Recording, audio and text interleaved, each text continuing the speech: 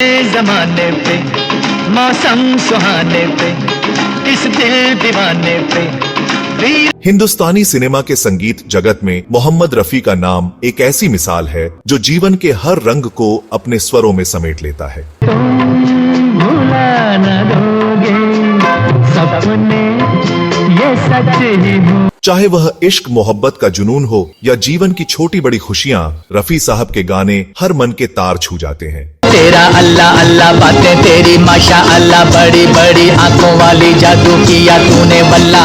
उनके गीत प्रेमिका को याद दिलाने का जरिया बन जाते हैं तो कभी शादी और हनीमून की रोमांटिक यादों को जीवंत कर देते हैं। कभी न बन जाऊं तेरे प्यार में। सिनेमा के महान गायक मोहम्मद रफी की आवाज में एक अनोखी जादूगरी थी। उनके गाने जीवन के हर रंग में सहजता से घुल मिल जाते हैं। चाहे वह मोहब्बत का इजहार हो या बिछड़ने का दर्द, हर मौके पर उनका संगीत साथ देता है। की रात ये कैसी रात कि हमको नींद नहीं आती। अगर प्रेमिका रूठ जाए और उसे अपनी मोहब्बत की याद दिलानी हो तो भी मोहम्मद रफी के गाने ही दिल की बात कहने का जरिया बनते हैं। मेरी महबूबा महबूबा महबूबा तुझे जाना है तो जा। लेकिन क्या आपको पता है कि एक बार तो उस दौर कौन थे वह अभिनेता और कौन थी वह अभिनेत्री, और क्यों उस गाने को किशोर कुमार के बजाय मोहम्मद रफी से गवाया गया? दोस्तों, इस कहानी में जिस हीरो की बात कर रहा हूँ वह कोई और नहीं बल्कि सदाबहार हीरो देवानंद थे और वह अभिनेत्री उनकी पत्नी कल्पना कार्तिक थी। दोस्त, जैसा कि आप जानते हैं कि देवानंद दिलोजान से सुरैया से प्यार करते थे और उनसे ही शादी करना चाहते थे।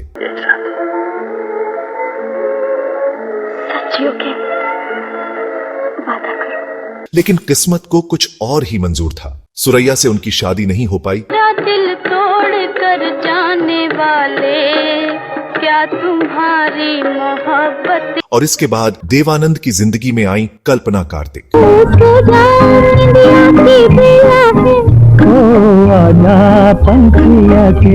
साल 1955 की जुलाई में फिल्म हाउस नंबर 44 के सेट पर आधी रात को देवानंद और कल्पना कार्तिक ने गुपचुप शादी कर ली। ये शादी इतनी चर्चित हुई कि इसने भारत की लाखों महिलाओं के दिल तोड़ दिए। इस शादी के तुरंत बाद देवानंद की फिल्म 9-2-11 की शूटिंग शुरू हुई। इस दौरान संगीतकार सचिन देव बर्मन ने नवविवाहित जोड़े के हनीमून के लिए एक खास रोमांटिक गाना तैयार किया था। इस गाने को शुरू में किशोर कुमार से गवाने की योजना थी, लेकिन आंखों में क्या जी गाने के बाद किशोर कुमार अपनी निजी जिंदगी और फिल्मों में इतने व्यस्त हो गए कि वह इस फिल्म के और गाने रिकॉर्ड नहीं कर सके। पहला बादल ऐसे में सचिन देव बर्मन ने मोहम्मद रफी को बुलाया और उनसे आजा पंछी अकेला है गाना गवाया। आजा पंछी अकेला है। ये गाना खास इसलिए भी था क्योंकि देवानंद के लिए यह मोहम्मद रफी का पहला गाना था। बताया जाता है कि इस गीत की धुन बर्मन दा की पत्नी मीरा बर्मन ने सुझाई थी।